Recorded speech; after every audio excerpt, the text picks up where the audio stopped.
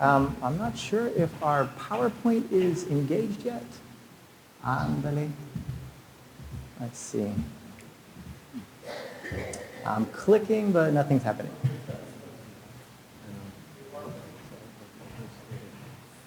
There we go. You have to realize that Kevin Peak never stays. He reminds me of my third grade kids that couldn't stay in one place. When they think and do a lot of good thinking, they like to move around. So Kevin, no, my you're apologies free to move. for that. I am an old professor, and I'm not happy unless I'm walking about. That being the case, welcome to this presentation. As mentioned, my name is Kevin Peak. I am by profession a college professor and have been so now for nearly 30 years in different colleges and universities throughout the country. Over the last 13 years, I've had the privilege and what has truly been a pleasure to work for South Texas College.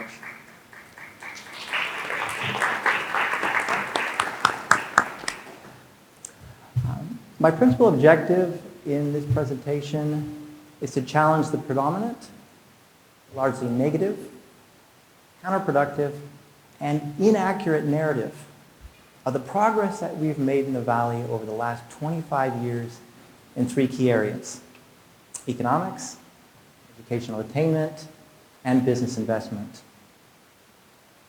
That being the case, the presentation will be divided up into three specific areas. So first, you can see that up there, I'll begin by describing what I consider to be the predominant but negative and counterproductive narrative of our economic progress over the last 25 years. I'll then demonstrate through the application of leading and the most recent economic data why this narrative is incorrect. After that, I'll do the same thing with educational attainment. I'll begin by describing, same thing, the predominant but negative and counterproductive narrative, or perception if you prefer, of our progress over the last 25 years in educational attainment. I'll then demonstrate, through the use of leading, reliable data, why that narrative is inaccurate. And finally, I'll do the same thing with business investment. So once again, overall, what I'm hoping to communicate is that yes, there is a narrative. It's a narrative about where we've come from, where we are, and where we're going, specifically over the last 25 years, that I think is fairly negative, I think it's counterproductive, and I think it's inaccurate. And I want to challenge that narrative. So let's begin with our economic progress. So, if we're talking about narratives, what is the predominant narrative about our area over the last 25 years in terms of economic progress? Well, más o menos esas palabras, that is the narrative. The Rio Grande Valley is trapped in a cycle of intergenerational poverty that is likely to worsen over the next decade without significant changes in existing economic growth and development strategies. What does that mean? Well, I think that term intergenerational poverty pretty much sums it up. Intergenerational poverty is poverty transferred from one generation to the next to the next. And the obvious implication here is that we haven't progressed, we're not progressing, and we're probably not going to progress in the future. I would say that's inaccurate. I would say that in no way reflects what we've achieved, what we're achieving, and where we're going in the future. I would argue that this is a more realistic assessment. The Rio Grande Valley has achieved a trajectory of economic growth and development over the last 25 years that has transformed the region and is unprecedented in its size and scope in the 21st century. When I talk to my colleagues about this, when I talk to my students about this, their first reaction is, Kevin, that's sort of a naive, innocent, Pollyannish interpretation, but it's not. And the data backs that up. Let's just go back to the 1970s, 1980s, 1990s, 2000. Where was our economy at that time? It was largely an agricultural-based economy characterized by limited socioeconomic mobility, low wages, and inadequate opportunities. A decision was made at that time by community leaders to transform our economy, largely by changing our economic model, to make the transition away from an economy based on agriculture to one based on information, technology, education, innovation. This is in the early 2000s. Since then, and the data bears this out, since then our area has lived through a major transformation that I would argue is unparalleled in the early part of the 21st century. And I would challenge all of my colleagues and all of you gathered here today to identify a single community of comparable size and composition throughout the entire country that has achieved the same level of economic growth and development that we have over the last 25 years. Think about it. Wait a few minutes and look at the data. The data certainly bears this out. But if that's a realistic assessment of where we've come from, where we are, and where we're going, why do we have this negative, this predominant negative, counterproductive narrative, or perception, if you will, about our economic progress and other indicators? Where does this negative come from? What's the source? What's the origin here? Well, it's really a confluence of different factors. Studies coming from the public sector, different government agencies, departments about economic conditions in our area, misconceptions, I think, that circulate within the private sector, but also information coming from the media. Am I mistaken in asserting that it seems that a week doesn't go by in which we aren't bombarded at this local, state, or national level by information from the media negatively describing our area? Whether it's crime, which is highly distorted information, immigration, which is highly distorted information, or in this case, economics, which I also think is highly distorted information. Here's an example. Just about a week and a half ago, this report came out. Disseminated throughout the entire state, disseminated throughout the entire country over and over and over again. It's a list of the 24 poorest cities in Texas. What's the second poorest city? Harlingen. The first poorest city, McAllen. I think this is a media report that we're probably even more familiar with, which came out in June of 2023, which listed our metropolitan area as amongst the poorest in the country. This is the kind of information we're bombarded with on a daily basis, and this contributes to this notion that we are trapped in this cycle of intergenerational poverty in which we haven't progressed, we're not progressing, and we're not going to progress. And that is simply inaccurate. But if you're thinking to yourselves, well, wait a minute, Dr. Peak, you're saying that this narrative is inaccurate, but this information is correct. You know what, you're right. This information is correct. But there's a problem here. This is a snapshot. It's a snapshot of where we are right now compared to the rest of the country. But these and other snapshots are used to elaborate and perpetuate a narrative which is false.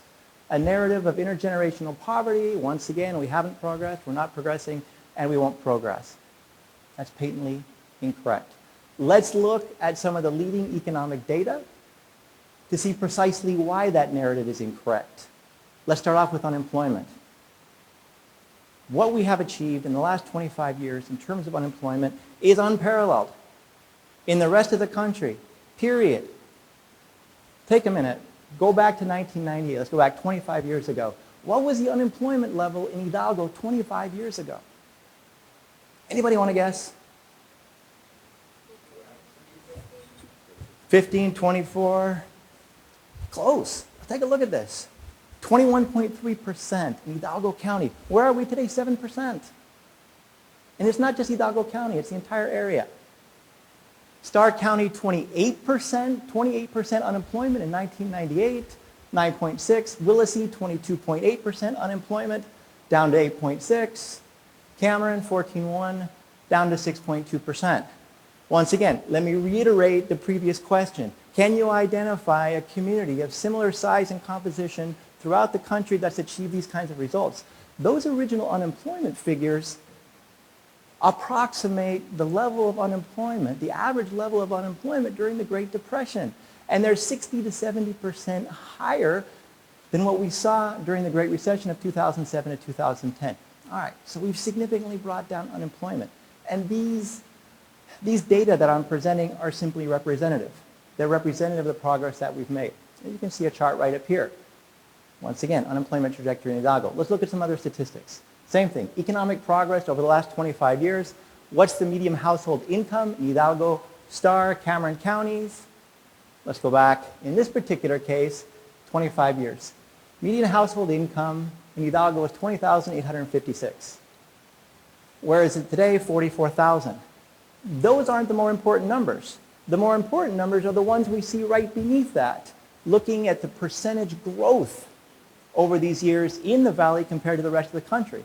We have increased minimum household income in the United States by 112% in the last 25 years. Average for the rest of the country is 87%. Wait a minute, aren't we trapped in intergenerational poverty? Aren't we unable to move forward without help from somewhere else? Second, Starr County, same thing. Last 25 years, median household incomes increased by 118% compared to the United States, 87%. Cameron County increased by 102%, et cetera, et cetera. So once again, just to reiterate the underlying premise here. Yeah, we've got some problems. But that doesn't mean that this negative narrative of our progress is accurate, because it's not. When you look at our trajectory, which you look at what we've achieved, not only is it remarkable, but it's inspirational. And it lets us know that we have everything that we need to continue moving forward. Let me just share a few more statistics with you, and we'll move on to the next topic, because I know that my time is limited. Poverty level. We know we have high levels of poverty in the valley. That's no mystery to anybody. Let's take a look at our progress. All right. Hidalgo, poverty was around 34.8%. 10 years ago, not 25. If we go back 25, the changes were even more dramatic. We brought it down to 28.1. Starr, 43.6%. 43.6% poverty rate 10 years ago, down to 31.6. Willacy, we were at 40% in 2013. Today we're at 26%. And Cameron from 34 to 26. Obviously we have work to do. There's much more that we need to do to work together. But these are some fairly impressive statistics. And you know, I'm a broken record, or as my wife always says, eres un disco rayado, cállate. So I'm going to say the same thing that I've been saying over and over and over again. There is a negative narrative about the last 25 years of progress in our area, and that negative narrative is inaccurate. A more realistic narrative is, wow, look where we started, look where we are, and look where we're going. All right, so there's some economic data. Let's go on to the next topic real quickly. And sorry you guys about taking up too much time. Let's look at the next one, right? So we've got this negative narrative with regards to economics and our progress over the last 25 years. We have an equally negative narrative about our progress in terms of educational attainment. And what is that narrative? The education system in the Rio Grande Valley is stagnant and unable to meet the needs of the modern labor force. How often have you heard this? Yeah. And just to get a little bit of feedback, yesterday I was in class, and I thought I would ask my students, one class after another, and it largely echoed what we had heard earlier today. Dr. Peak, there just aren't enough opportunities here in the Valley. And that is definitely a concern. But that doesn't mean that we have not progressed, and it doesn't mean that we're not producing the educational results. So, education system in the Rio Grande Valley is stagnant, unable to meet the needs of the modern labor force. I would argue the exact opposite. The education system in the Rio Grande Valley has undergone an unprecedented qualitative and quantitative transformation as measured by most leading indicators that enable it to produce a highly competitive workforce. We have the workforce. It's just a matter of getting this message out to the private sector. Look at these indicators, you guys. Let's just take a look at what we've achieved, all right? But before doing so, once again, real quickly, if all of the evidence does seem to support my postulate that our education system has progressed and that it will continue to progress, why do we have this negative perception or this negative narrative about education in the area? There's a number of different reasons for it, but once again, one of them also is the media. This is a report that came out a few months ago identifying our metropolitan area as amongst the 2 least educated in the country. And this caused a lot of controversy, not only in our area but nationally, so much so that the local media reached out to us. So what's going on? You at STC, UTRGV, etc., you're always talking about the progress that you've made in terms of education, but how do you reconcile that with a report from Wallet Hub arguing that we are amongst the least educated area in the country? And once again, as I mentioned earlier, this is a snapshot. It's a snapshot of where we are compared to the rest of the country, but it doesn't tell us anything about our trajectory. And our trajectory tells us everything about where we're going in the future. So let's just look at some economic data. I just find this to be tremendously inspirational, tremendously. Look at this. Completion of a high school or higher degree in Hidalgo, just over the last 10 years. We have increased the high school completion rate in Hidalgo by 11%. Let's move on. Completion of high school or higher in Willacy County, over the last 10 years, 10%. Let's go on. Completion of a high school or higher in Stark County, and check this out. Completion of a high school degree or higher in Stark County over the last 10 years by 30%. Where have we seen that? I have been an economist for 30 years. Much of my time is dedicated to evaluating strategies for promoting community economic growth and development, promoting educational attainment, and trust me, I'm hard-pressed to find an area in the entire country that's produced these kinds of results. Economic results, education results, investment results, etc. Once again, we have to divorce ourselves a little bit from the static comparison because we still have a lot of progress that we need to make. But the underlying message here is, once again, look where we've come from, look where we are, and look where we're going. Let's take a look at a few more of these educational statistics. Completion of an associate's degree in Hidalgo County up by 28%. Completion of an associate's degree up by 28% in 10 years. Completion of an associate's degree or higher in Stark County, 41%. And if I were you, I'd probably be thinking, this guy's making all this up. No, this data is coming from the Federal Reserve. The Federal Reserve, they're pretty reliable guys.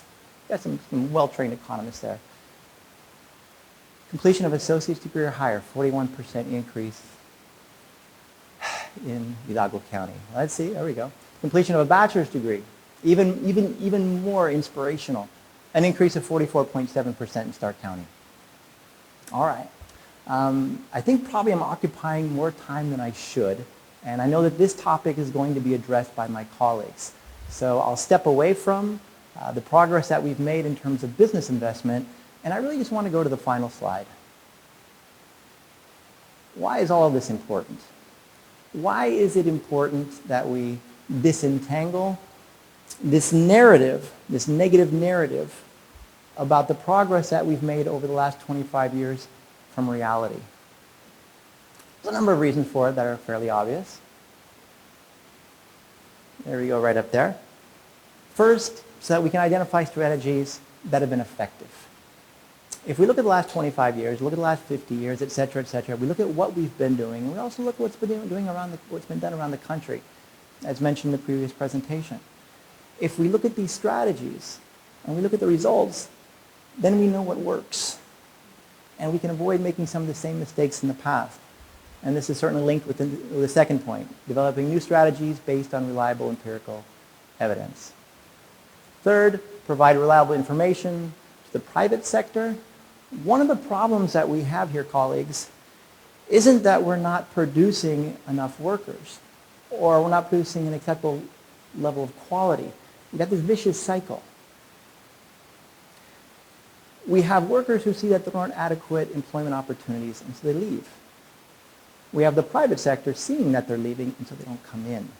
We need to break that vicious cycle, and we can do so through information. And I think finally what's most important about all this is to promote optimism and pride in the community. If we are going to continue to progress, if we're going to be successful, and I think at least more important from my perspective as a professional educator, if my students are going to be successful, they need to be proud. They need to be optimistic. They need some degree of confidence. And if we're bombarding them on a daily basis with a negative, counterproductive, and inaccurate narrative about we haven't made any progress, we're locked into this intergenerational poverty, how optimistic are they going to be? How motivated are they going to be to take the next step? So it's absolutely critical that we disentangle and we disprove this negative narrative from the reality. And once again, forgive me for taking up more time than was allowed, but the reality is that over the last 25 years, and this is only representative data, whether it's economic progress, whether it's educational progress, whether it's business investment, or whether it's a myriad of other important socioeconomic indicators. The progress that we've achieved has been nothing short of amazing, nothing short of transformative, and it's a message that needs to get out to the entire community, and I think primarily to our students, so that they know who they are, what they're capable of, and what they can achieve in the future.